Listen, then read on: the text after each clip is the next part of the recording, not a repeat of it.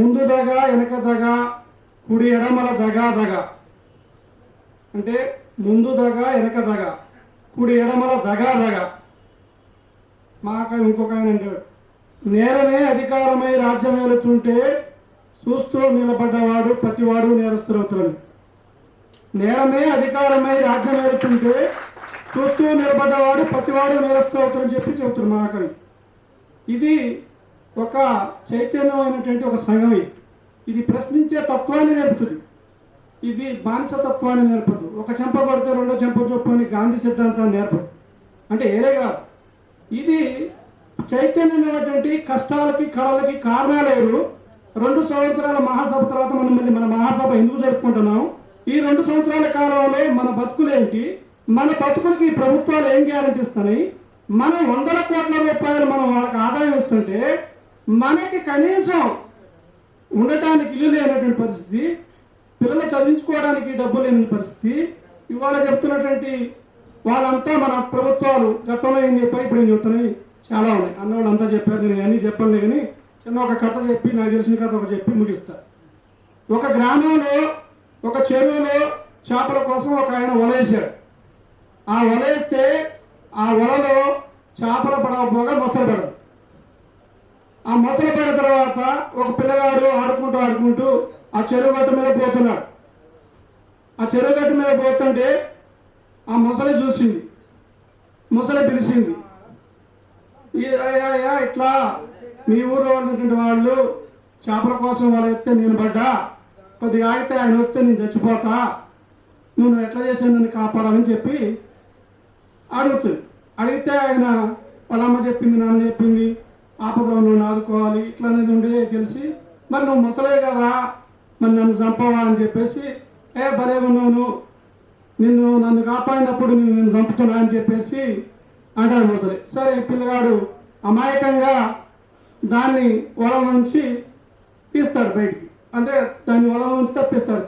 తక్కునది మళ్ళీ నీళ్ళలో పోయి కాలు పట్టుకుంటుంది. కాలు పట్టుకొని నిలుస్తుంది. అప్పుడు అడుగుతారు, అదేంటి నువ్వు ప్రాణ అపాయంలో ఉంటే, ప్రాణపోయే స్థితిలో ఉంటే నేను నీకు కాపాడాను కదా, నువ్వేంటి ఇట్లా చేసావని అడుగుతారు. ఓడి పిచ్చోడా, ఈ లోకం అంతా ఇంట్లో ఉందిరా నాయన, నమ్మిన మోసం చేస్తారు, నీకు ఒక 3 ఆప్షన్లు ఇస్తా, ఈ గట్టి మీద పోయే వాళ్ళు ఎవరైనా అడుగు, 3 నీకు ఆప్షన్ ఇస్తా, ఆ 3లో ఎవరైనా ఒక్కడు ఇది తప్పు అని చెప్తే నేను వదిలిపెడతాను అని చెప్పి అంటారు ఆ ముసలి. సర్లేని మనోడు అమాయకంగా నమ్మేసి ఆ చెరువు గట్టు మీద ఒక ఆవు పోతుంటాడు, ముసలావు.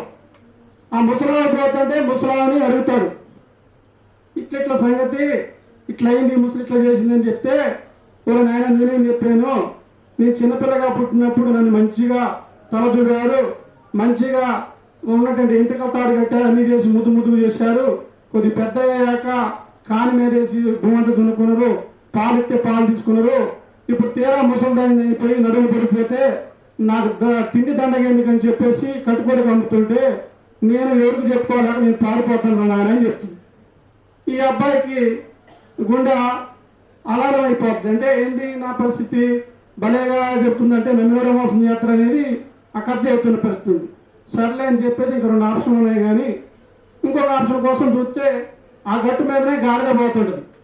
ఆ గాడిద పోతుంటే గాడిదను కూడా అడుగుతాడు ఇప్పుడు గారు, ఇక్కడి సంగతి ఇక్కడ జరిగిందని చెప్పి అడిగితే, నేనేం చెప్పాను ఆయన, సాకలైనా నన్ను మంచిగా బట్టల వయసులో ఉన్నప్పుడు నన్ను బాగా ఉపయోగించుకొని మూటలు మోసి ఎన్ని చేయించారు, తీరా ఇప్పుడు నడువులు పడిపోయిన తర్వాత నువ్వు పనికిరావని చెప్తే తల్లితరం చేస్తే నేను పారిపోతాను ఆయన, ఏం చేశాను, నమ్మిన మోసం చేస్తానని చెప్పి అది కూడా చెప్తుంది. మీ అబ్బాయి పై ప్రాణం పైనే పోతుంది. అంటే నమ్మిన మోసం చేస్తాడు అనేది అర్థమవుతుంది. తల్లేమో మరి ఎట్లా చెప్పింది, ఆపదలో ఉన్నాడు కాపాడనుకుంది, అనవసరం పోయి ఇరుక్కోనని చెప్పేసి ఈయన అనుకుంటాడు. ఇంకా లాస్ట్ ఆప్షన్లో ఒక కుందేలు ఆ గట్టు మీద పోతాడు. అటు మీద పోతుంటే అప్పుడు కుందేలు అడుగుతారు, అబ్బాయి ఇక్కడ జరిగింది, ఇట్లా జరిగింది, ముసలి ఇట్లా చేసింది అంటే, దాని ఇటు సైడ్ పెద్ద ఉంటాయి కదా, ఇటు చాడిచి నాకేం అర్థం కావట్లేదు అంటది. అరే ఎట్లా అంటే, అట్ట కాదు, జరిగినట్టు చేసి చూపెడితే నేను చెప్తా అని చెప్తుంది. జరిగినట్టు చేసి చూపెడతానంటే అప్పుడు ఏం చేయాలా, ఈ కాలు పట్టుకున్న ఈ అబ్బాయిని వదిలిపెడితే మళ్ళీ ముసలి ఆ యొక్క వలలో పోతే వల్ల కట్టేయాలి. అదే పని చేస్తారు అబ్బాయి. వేసేసిన తర్వాత ఇంకా ముసలి ఏమంటది, ఇప్పుడు చెప్తా అంటది కదా కుందేలు, ఆ ముసలి ఏమంటది, ఇంకేముందిరా బాబు, నువ్వు ఏమంటే మొత్తం మీ ఊరోళ్ళని పిలిచే దీన్ని ఏదో ఒకటి చేసేసి చేస్తారు కదా, చంపుతారు కదా, పిలువు అని చెప్పి అంటాడు. అదేంటి అని చెప్పి మొదలంటాడు. మరి నువ్వేగా చెప్పింది, నమ్మిలోనే మోసం చేస్తారని చెప్పినావు కదా. అంటే ఇప్పుడు మనం జరిగే ఎన్నికలన్నీ కూడా ఈ ఎన్నికలు మా తాతల ముత్తాతల నుంచి కూడా ఇదే నమ్ముకుంటూ వస్తున్నాం. మనం వాళ్ళు చెప్పిందే నమ్ముకుంటూ వస్తున్నాం తప్ప నువ్వు ఇచ్చిన అని ఎందుకు నెరవేర్చాలని మనం అడగట్లా. గొంతుల కోరికలు మనం అడగట్లా. వాళ్ళు చెప్పిన ఏంటంటే వాళ్ళే ఏదైతే సంవత్సరానికి పైన ఏదైతున్నారో ఆటో వాళ్ళకి అది అమలు చేయట్లేదు. లేదా ఇంటర్మీడియట్ ఉన్నాయి పేదలకు ముందు అడగేవారు కదా. అత్తడి వర్గాలు ఏదైతే ఉన్నారో సొంత డబ్బులతో ఇవాళ డిగ్రీలు, పీజీలు, ఇంటర్లో 10th చదువుకొని కింది వర్గాలు, అత్తడి వర్గాల నుంచి వచ్చిన వాళ్ళే ప్రధానంగా ఈ రంగంలో పనిచేస్తుంటారు. వాళ్ళ కోసం పట్టించుకోదు. ఎన్నికలు రాకముందు మాత్రం, ఎన్నికలప్పుడు మేనిఫెస్టోలో మాత్రం ఎన్ని చెప్తారు, అధికారంకి వచ్చినాక చెప్తారు. అందుకనే మనం పోరాడే సంఘం, చైతన్య కలిగిన సంఘం, టీఎస్సీ అనుబంధంగా Telangana progressive auto and motor workers union చైతన్యవంతంగా ప్రజలను ఎడ్యుకేట్ చేసి మనం 100 మంది ఉన్నా 200 మంది న్యాయంగా ప్రజలకు దక్కాల్సినటువంటి ప్రభుత్వం నుంచి వచ్చేటువంటి పథకాలు దక్కాలని కొట్లాడే సంఘంగా మీరు వచ్చేసి ఈ కార్యక్రమం జయప్రదం చేసిన మీ అందరూ కూడా ఎప్పుడో జరుగుతుంది. ఈరోజు ప్రభుత్వం అందరికీ అన్ని పథకాలు పెడుతుంది, కానీ మన ఆటో రంగానికి ఏ పథకాలు పెడతా అందరికి ఉచితంగా ఇస్తుంది, కానీ మనకి ఏమీ లేదు. కనీసం ప్రభుత్వం మనం రిటైర్మెంట్ అయితే మనకు కూడా పెన్షన్ వేయాలని, మనకు కూడా ఇల్లు ఇందిరా ఇల్లు శాంక్షన్ చేయాలని, మనకు కూడా యాక్సిడెంట్ అయితే అందరిలాగా డబ్బులు ఇవ్వాలని, మనం వీటి కోసం అన్నిటి కోసం పోరాడాలి. ఈ రోజు రాష్ట్రంలో బస్సు తర్వాత రవాణా రంగం ఆటో ఉంది. ఈ ఆటో రంగాన్ని శిరస్సు చూపుతుంది. మనలో శక్తి ఉంది, మనం పొద్దుగా పడిపోతాం, కానీ మనం తలుసుకుంటే ఏమి చేస్తాం. మనం ఐక్యంగా ఉండి ఈ ప్రభుత్వం మేడలు ఉంచేదాకా పోరాటం చేసి మన హక్కుల కోసం పోరాడదామని నాకు అవకాశం మీ అందరికీ ప్రమాణం చేస్తాను. నేను గత 10 సంవత్సరాల నుండి ఇండిపెండెంట్గా నడుపుతున్న ఆదిలాబాద్లో, కానీ ఈసారి మా జగనన్న నాయకత్వంలో టీయూసీఐ 150 మంది సభ్యులతో నేను జాయిన్ చేశాను. పెద్దలు అందరూ మాట్లాడారు. ఇందులో మనకు అందరికి అర్థమై ఉంటుంది. ఇది ముఖ్యంగా 2 విషయాలు చెప్తాను అందరికి అర్థమయ్యేటట్టు. ముఖ్యంగా మనం ఒకటే చేయాలి, ఏమంటే ఇప్పుడు ప్రస్తుతంలో మనం టీయూసీఐ జాయిన్ చేశాం. చేస్తే అది కాదు, మనం ఐక్యంగా ఉండి మన యూనియన్కు అందరూ డ్రైవర్లు ప్రతి జిల్లాలకు వెళ్ళి సభ్యత్వాలు నమోదు చేసి యూనియన్ ఆదుకోవాలి. ఫస్ట్. సెకండ్ వచ్చేసి మన రాష్ట్ర నాయకత్వం ఏదైతే మనకు టీయూసీఐ ఉందో, Telangana progressive auto workers union ఉందో, వాళ్ళు చెప్పిన దాంట్లో ప్రతి సమస్యలపైన కేంద్ర రాష్ట్ర ప్రభుత్వాలపైన ఎప్పటికీ ఉద్యమానికి రెడీ అవ్వాలని చెప్తున్నాను. వాళ్ళ పిలుపులో భాగంగా వాళ్ళు ఎప్పుడు పిలిస్తే అప్పుడు 100 కాదు 1000 సంఖ్యలో వాళ్ళు ఎక్కడ చెప్తే అక్కడ వచ్చి ఉద్యమాలు చేసి ఈ ప్రభుత్వాల మెడలు వంచి మన అధికారాలు సాధించుకోవాలని నేను అందరితో కోరుకుంటున్నాను. ముఖ్యంగా మొన్న కొంచెం డిసప్పాయింట్ అయ్యాము మేము. ఎందుకంటే 7వ తారీఖు బంద్ అని ప్రకటించాం. మేము అందరం రాష్ట్ర నాయకత్వం పిలుపు మేరకు బంద్ ప్రకటిస్తే ఈవినింగ్ నైట్ వరకు అందరికీ మేము బంధు అని చెప్పాం. బంధు అని చెప్తే అంతలో ప్రభుత్వం రాష్ట్ర నాయకులకు పిలిపించి బంధు మీరు విరమించండి అని వాళ్లకు హామీలు ఇవ్వడం జరిగింది. కానీ ప్రభుత్వం మన హామీలపై కొంచెం కూడా వాళ్లకు చిత్తశుద్ధి లేదు.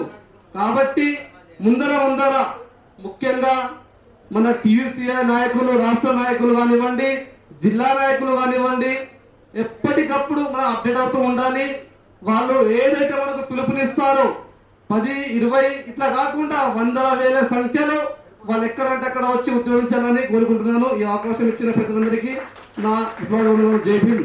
మా బతుకులు ఎట్లున్నాయంటే ఇంతవరకు మా దగ్గర యూనియన్ లేదు. 2022లో కొత్తగా ఫస్ట్ టైం యూనియన్ చేస్తున్నాం ఐఎఫ్ఎస్కి సంబంధించి. అప్పుడు యూనియన్ లేని పరిస్థితి ఏంటంటే మాది బానిసా బతుకు లాంటిది. అలాంటి అంత ఘోరంగా ఇస్తుంది మా ఓనర్ అనేది. ఉదయం 8 గంటలకి లేపుకొని పోయిందంటే రాత్రి 8 నుంచి 9 వరకు పని చేపిస్తుంటాం. అటువంటి పరిస్థితిలో మాకు టైంకి అన్నం లేని పరిస్థితి కూడా ఉన్నది. అటువంటి టైంలో మేము ఎప్పుడైతే యూనియన్ సాధించుకున్నామో, యూనియన్ చేసుకున్నామో, అందరూ ఐకమత్యంగా ఉండి పోరాడి చేసుకున్న తర్వాత మా బతుకు ఎలా అంటే మాకు టైం టు టైం ఫుడ్ వస్తుంది, టైం టు టైం జీతం వస్తుంది, టైం టు టైం డ్యూటీకి వెళ్ళి ఈ టైంకి రావాలి, ఈ టైంకి వెళ్ళిపోవాలనేది ఒక నిబంధన పెట్టింది. కాబట్టి మాకు ఐఎఫ్ఎస్ సంస్థ పాత సంస్థ, అదే సంస్థ ప్రకారం మా అందరికీ మాట్లాడింది. కాబట్టి ఓనర్లు తగ్గి ఇప్పుడు మాకు ఒకటి మంచితనంగా చూస్తున్నది నాకు అభిప్రాయం. అట్లాగే మనమందరం కూడా ఏకతాటిగా ఇట్లే ఉండి ఇట్లా అన్ని సంఘాలు కూడా అట్లా ఏకతాటి కలిసి ఆలోచించుకుంటే మనం కూడా ఆట సంక్షేమ బోర్డు ఏర్పాటు వరకు ముందుకు వెళ్ళగలుగుతామని నాకు అభిప్రాయం. రాష్ట్ర నాయకులకు, మన ఆటో డ్రైవర్లకు, జిల్లా నాయకులకు, అడ్డా నాయకులకు అందరికీ విప్లవ వందనాలు. ఈరోజు కాంగ్రెస్ ప్రభుత్వము ఎన్నో వాగ్దానాలు చెప్పుకుంటూ వెళ్ళిపోయింది ముందుకు. 6 గ్యారంటీలు, 420 వారంటీలు. ఇప్పటి వరకు ఏది అమలులోకి వచ్చింది లేదు, అది వచ్చింది లేదు, సచ్చింది లేదు.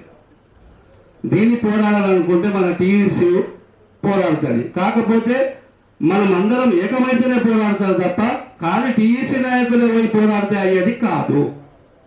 ఎన్నో వేల మంది, ఎన్నో లక్షల మంది మన ఆటో డ్రైవర్లు ఉన్నారు. అలాగే ఇట్లా పిలుపునిచ్చిన పై కమిటీ వాళ్ళు రావాలి అని అనుకుంటే నాకేదో పని ఉంది, నాకేదో కొన్న పోవాలన్నట్టుగా ఇట్లా చెప్పుకుంటూ పోతే మాత్రం అయ్యేది కాదు.